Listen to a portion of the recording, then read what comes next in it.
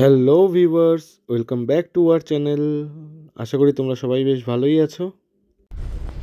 আমরা এখন রয়েছি বার্নপুর প্লাজা ক্রস করছি, যাচ্ছি জম্মু থেকে কাটরার দিকে। তো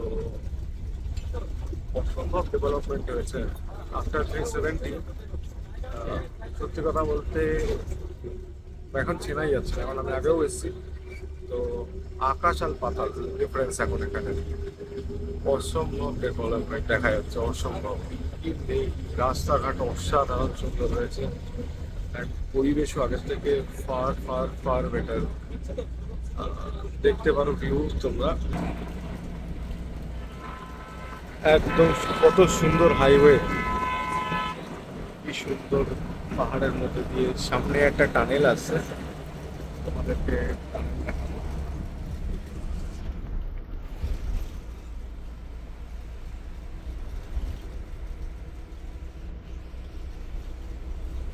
সামনে একটা টানেল আছে।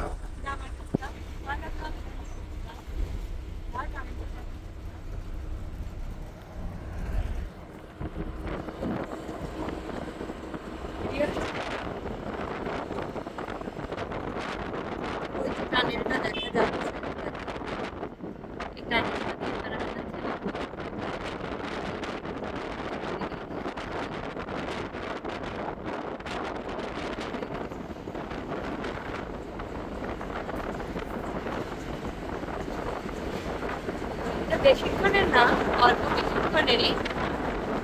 আবার দেখতে পাচ্ছ, আবার বেরিয়েও যাচ্ছি।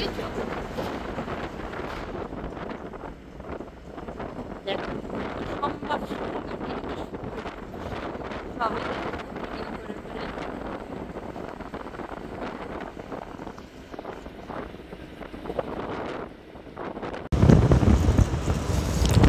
আমরা এখন যাচ্ছি জম্মু থেকে কাটরার দিকে। আজকে আমাদের ভ্রমণের তৃতীয় দিন। তো দেখো কি সুন্দর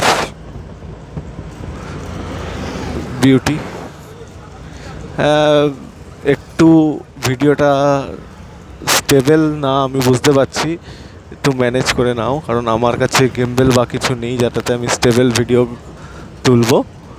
দেখো কি সুন্দর। তো এখানে এসে একটা জিনিস বুঝতে পারলাম, 370 ওঠার পরে কি কি সুবিধা পেয়েছে, কারণ আমি আগেও এসেছি। লট অফ ডিফারেন্স, এত সুন্দর রাস্তা, টানেল, এখানকার infrastructure, IIT, IIM, lot of things are there. প্রচুর জিনিস, প্রচুর। তা seriously thanks to current government, thanks to our honorable prime minister, thanks to our honorable home minister, কে এত বছর পর, স্বাধীনতার এত বছর পর বুকের পাটা দেখিয়ে 370 হাঁটানোর ডিসিশন নিয়েছে। অ্যান্ড সিরিয়াসলি এখানকার এইটুকু বলতে পারি 92-95% people are happy about this. And 370 হাঁটার ফলে এখানে কী সুবিধা পাওয়া গেছে দেখা যাচ্ছে। আগে যে সমস্ত বাড়িতে সবসময় অন্যান্য দেশের পতাকা লাগানো থাকতো বা অন্য কিছু, সেই সমস্ত জিনিস এখনকার দেখা যাচ্ছে না। রিয়েলি অসাধারণ, প্রচুর চেঞ্জেস। চলো, 2 রাত ট্রেনে থাকার পর এখন একটু ঘুম ঘুম পাচ্ছে, কিন্তু এত সুন্দর পরিবেশ মিস করতে চাই না, সেই কারণে তোমাদের একটু দেখানো। তো আমরা শেষমেশ পৌঁছে গেছি কাটরা। এই আমাদের হোটেল, আমি হোটেলে চলে এসেছি। হোটেলটা বেশ সুন্দর, সাজানো গোছানো। আমাদের রুম হয়েছে সেকেন্ড ফ্লোরে, কিন্তু বিষয় হচ্ছে এখানে লিফট নেই, তো নর্মালি আপ অ্যান্ড ডাউন করতে হবে স্টেয়ার কেস দিয়ে। তো কোনো অসুবিধা নেই। কাটরা বৈষ্ণবদেবী মন্দিরে যাওয়ার আগে আমাদের একটু হাঁটা চলার অভ্যাসও হয়ে যাবে। তো চলো তোমাদের আমার রুমটা দেখাই। আমাদের রুম 201। এই দরজাটা খুললাম, খুলে এই হচ্ছে রুম। ঢুকেই বাঁ দিকে হচ্ছে অ্যাটাচ টয়লেট, এই হচ্ছে টয়লেট। আর দেখো টয়লেটে ফ্যানও আছে, গিজারের ব্যবস্থাও আছে। তো এই হচ্ছে টয়লেট, আর এই হচ্ছে রুম। বেশ ছোট্টখাট্টোর ওপরে, খারাপ না রুমটা, একটু এদিক ওদিক সব ছড়ানো ছিটানো আছে কারণ সবে ঢুকলাম। তো এই হচ্ছে রুম, এই হচ্ছে একটা ছোট্ট টিভি আছে, এই কিছু কাভার্ড আছে তোমার জিনিসপত্র রাখার জন্য। এখানে এই পাশে জলের এই জগটা ওরাই দিয়েছে, আর এই জলের বোতলটা আমাদের। আর এখানে দেখো এই সেই সমস্ত পাওয়ার ব্যাংক, ঘড়ি, মোবাইল চার্জে বসানো হয়ে গেছে। আর এখানে একটা ছোট্ট আয়না এর চুল টুল ঠিক করার জন্য। আর এই পাশে একটা ছোট্ট ব্যালকনি আছে, এই দরজা খুললেই ব্যালকনি। তা বেশি বড় না, এখানে জামা কাপড় মেলার জন্য বেশ ভালো। এই হচ্ছে ছোট্ট রুম আমাদের। আর সাথে আমার স্নানে একটু লেট হলো বলে প্রিয়াঙ্কা নিচ থেকে খাবার নিয়ে চলে এসছে, ও খেয়ে এসছে আর আমার জন্য নিয়ে এসছে। এই হচ্ছে খাবার আজকের। একটু এবার আমি খেতে বসবো। দেখো কি কি দিয়েছে এখানে। ভাত আছে, আলু ভাতে আছে, ডাল আছে, চাটনি আছে, টক দই আছে, পেঁয়াজ আছে, লেবু আছে, পাঁপড় আছে। তো চলো এখন তাহলে খেয়ে নেওয়া যাক। আর এর সাথে ফুলকপি আলুর তরকারিও ছিল, কিন্তু আমি ওটা খাই না বলে ওটা নিয়ে আসা হয়নি। তো এই হচ্ছে আমার খাওয়া। তো এখন আপাতত খেয়ে দিয়ে নিই, তারপরে আবার পরে তোমাদের সাথে দেখা হবে। চলো আজকের মতো এখানেই ব্লগটা শেষ করছি, আবার দেখা হবে পরের দিন বৈষ্ণব দেবী যাত্রার সময় তোমাদের সাথে দেখা হবে। টাটা। হাই, তো আমরা চলে এসেছি এখন, বেরিয়ে গেছি হোটেল থেকে, যাব এবার বৈষ্ণব দেবীতে। তো বৈষ্ণব দেবীতে যাওয়ার আগে এখান থেকে এই রেজিস্ট্রেশনটা করাতে হয়। তো রেজিস্ট্রেশনের জন্য আধার কার্ড লাগে, আধার কার্ড মাস্ট আপনারা ক্যারি করবেন। আর কোনো মাদকজাত পদার্থ ক্যারি করবেন না, সেগুলো অ্যালাউ নেই, ঠিক আছে। আর যতটা পারবেন খালি হাত পায়ে আসার চেষ্টা করবেন, বেশি লাগেজ নেবেন না। আর এই আপনাদের দেখাচ্ছি, দেখুন পেছনে এই হচ্ছে আপনাদের এই পারমিশন করানোর জায়গা, যাত্রা পার্চি সেন্টার। আর আপনাদের এই দেখুন ওপরেই দেখা যাচ্ছে বৈষ্ণব দেবী। আশা করি আপনারা দেখতে পাচ্ছেন। আমাদের এখান থেকে এরভাবে হেঁটে উঠতে হবে। তো জোরসে বলো জয় মাতা দি। চলুন তাহলে যাত্রা শুরু করে তারপরে আবার দেখা হচ্ছে আপনাদের সাথে। তো আমরা এখন অনেকটা রাস্তা চলে এসেছি, প্রায় 6 কিলোমিটার। এবার তারপরে একটু গলা শুকিয়ে গেল, আমি আর প্রিয়াঙ্কা দুজনেই দাঁড়ালাম। আমরা একটু গলি সোডা খাবো, তো গলি সোডা খেয়ে তারপরে আমরা আবার আমাদের জার্নিটা কন্টিনিউ করব। আর এখানে দেখতে পাচ্ছ আমরা লাঠি নিয়ে নিয়েছি যাতে আমাদের হাঁটতে সুবিধা হয়, কারণ এটা প্রায় অন দ্য রেকর্ড বলে তো সবাই 14-15 কিলোমিটার, কিন্তু যতদূর ধারণা এটা মোর দ্যান দ্যাট। তো চলো আপাতত গলাটা ভিজিয়ে নিয়ে পরে আবার রাস্তায় দেখা হবে। তো জোরসে বলো জয় মাতা আদি। একটা কথা আছে, ভগবানের দর্শন করতে গেলে ভগবানের ডাক পড়লে তবেই তুমি দর্শন করতে পারবে, তোমার ইচ্ছা থাকলে তুমি করতে পারবে না। আর হচ্ছে দ্বিতীয় হচ্ছে মনের জোর আর ভক্তি। তোমাদেরকে দেখো একটা সিনারি দেখাই, দেখো ইনিও যাচ্ছেন বৈষ্ণব দেবীর মাতা দর্শনে, দেখেছো? তো জোরসে বলো জয় মাতা আদি। সবাই আজ যারা গেছিল ঘোড়ায় করে ওপরে বা পালকি করে তারা ফিরছে। তবে একটা কথা বলবো, যদি যাওয়ার আপনাদের সত্যি ইচ্ছা থাকে তাহলে নিজ পায়ে হেঁটে যান। এই অবলা জন্তুগুলোকে কষ্ট দেবেন না, এরা প্রচণ্ড মারে, ঠিকঠাক করে খেতে দেয় না। তো পুণ্য করার ইচ্ছা থাকলে নিজে পায়ে হেঁটে আসুন। ওয়ার্কআউট রেজিউমড।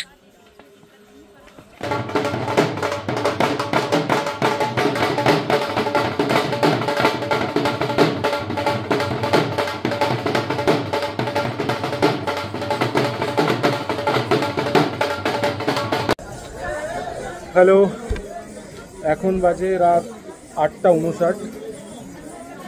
প্রায় 1.25 ঘন্টা হয়ে গেল আমরা হাঁটা শুরু করেছি, এখনও ডেস্টিনেশনে পৌঁছায়নি। প্রায় আমার ঘড়িতে দেখাচ্ছে প্রায় 6.5 4-5 কিলোমিটার আমরা এখনো পর্যন্ত হেঁটেছি। তো এত পরিমাণে গলা শুকিয়ে গেছে, তাই ভাবলাম যে এখানে একটা রেস্ট নেওয়ার জায়গা আছে, আমি তোমাদের দেখাচ্ছি। তো ওইখানটায় দাঁড়িয়ে একটু জল কিনলাম, একটু জল খেয়ে গলাটা ভিজিয়ে কিছুক্ষণ পরে আবার হাঁটাটা স্টার্ট করব। তো দেখো তোমাদেরকে দেখাচ্ছি, এখানে এরকম রেস্ট করার জায়গা আছে, আর পেছনের ভিউটা দেখো, জাল দেয়া আছে, কিন্তু আশা করি তোমরা বুঝতে পারছো পেছনের ভিউটা কেমন। অসাধারণ ভিউ। দেখি আমি চেষ্টা করছি যদি কিছুটা দেখানো যায় তোমাদের। দেখো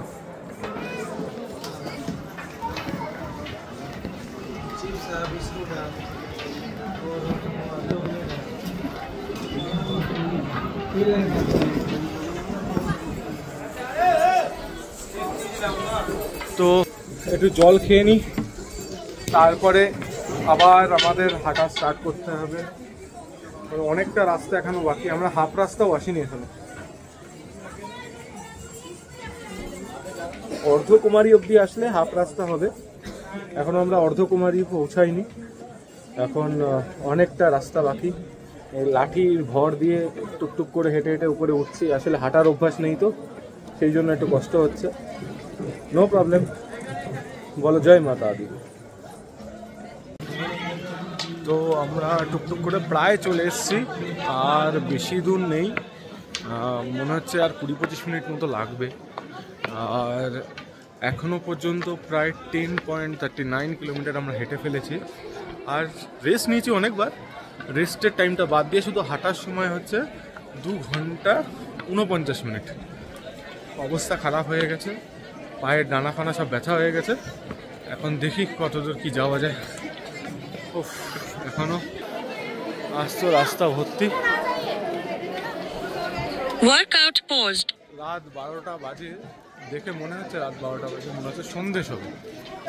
তো চলো ঠিক আছে, মন্দির অবধি যাই, মন্দিরে গিয়ে তারপরে দেখা হবে তোমাদের সাথে আবার। কারণ যা কষ্ট হচ্ছে, এইখানে দাঁড়িয়ে আর ব্লগ করতে ইচ্ছা করছে না, যেটা বাস্তব কথা, ক্যামেরা বের করতে ইচ্ছা করছে না। চলো তাহলে মন্দিরে গিয়ে দেখা হবে। ও মন্দিরে আবার ক্যামেরা অ্যালাউ নেই, ঠিক আছে, যে অবধি অ্যালাউ আছে সেই অবধি যাই, তারপরে দেখা হবে। চলো। তো এখন বাজে রাত 1:17, আমরা অলমোস্ট চলে এসেছি। তো প্রায় কাছাকাছি, সামনে মন্দির দেখা যাচ্ছে, তোমাদের দেখাচ্ছি একটুখানি, দাঁড়াও, সামনে একটু গার্ড রয়েছে, ওই গার্ডটা ক্রস করলে আমরা দেখাবো। তো এই যে দেখো সামনে মন্দির দেখা যাচ্ছে, আমরা অলমোস্ট চলে এসেছি। সত্যি কথা বলতে পা আর দিচ্ছে না, মনে হচ্ছে খুলে পড়ে যাবে, এইরকম অবস্থা। অ্যাকচুয়ালি হাঁটার অভ্যাস নেই না, সেই কারণে এই অবস্থা হয়েছে। ঠিক আছে, চলো মন্দিরের দিকে যাই, তারপরে দেখা হবে। দেখো শিব পার্বতী গেটটা কি সুন্দর সাজিয়েছে, খুব সুন্দর করে সাজিয়েছে। সামনে ফুল দিয়ে যে গণেশের ইয়েটা করেছে, এটা অসাধারণ করেছে, সত্যি খুব ভালো লাগছে দেখতে। হ্যাঁ, ওয়ার্কআউট পোস্ট। চলো যাওয়া যাক।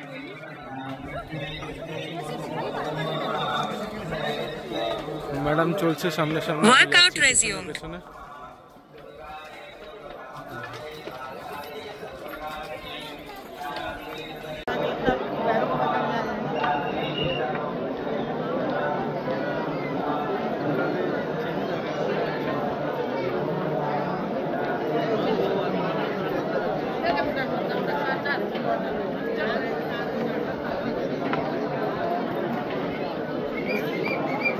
Workout paused.